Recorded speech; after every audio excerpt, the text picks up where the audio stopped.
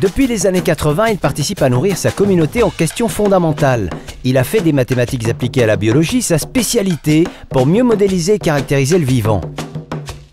Mais on ne n'est pas chercheur, on le devient.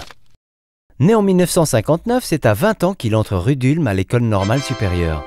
En tant qu'élève puis agrégé préparateur, c'est là qu'il rencontre Pierre-Louis Lyons, Alain Bensoussan ou encore Philippe Sierlet. Au début des années 80, avec quelques proches collaborateurs, il développe des outils fondamentaux de la théorie cinétique des gaz. Il est alors reconnu comme l'un des spécialistes mondiaux des équations aux dérivées partielles et plus particulièrement d'équations cinétiques. En 1998, alors professeur à l'université Pierre et Marie Curie, il devient responsable du projet M3N, orienté vers la modélisation de phénomènes physiques et la mécanique des fluides. Au début des années 2000, la communauté scientifique internationale parvient à séquencer le génome humain grâce aux outils numériques. La recherche française a alors un peu de retard dans ce domaine. Épaulé par INRIA, Benoît se met alors à creuser les mathématiques appliquées aux vivants dans les laboratoires de l'ENS.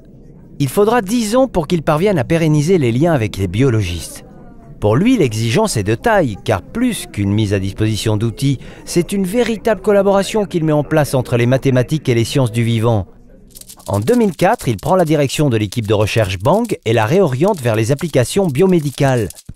Son sujet de prédilection devient alors la modélisation du vivant pour mieux comprendre les phénomènes complexes et multi-échelles par l'étude et l'analyse d'équations aux dérivées partielles. Il a à cœur de mettre sur la table de nouveaux sujets de recherche. Depuis 2013, Benoît assure la direction du laboratoire Jacques-Louis Lyons, le plus grand laboratoire en France pour la recherche et la formation en mathématiques appliquées.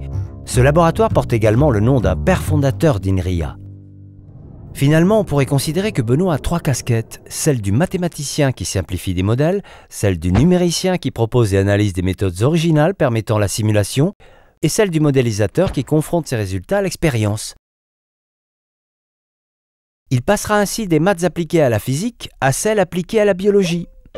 En physique, les notions de loi de conservation et d'entropie ouvrent la voie de l'analyse mathématique. En biologie, souvent ces notions ne sont pas pertinentes, d'autres méthodes doivent être élaborées.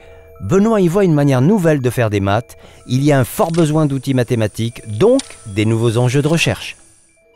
Aujourd'hui, ses travaux portent sur la modélisation des tissus vivants en tant que fluides avec des applications en oncologie. Mais il s'intéresse aussi à l'évolution darwinienne et au réseau de neurones.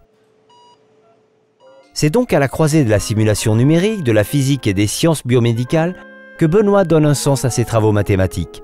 En fait, sa mission préférée, c'est décloisonner les sciences pour faire avancer les connaissances.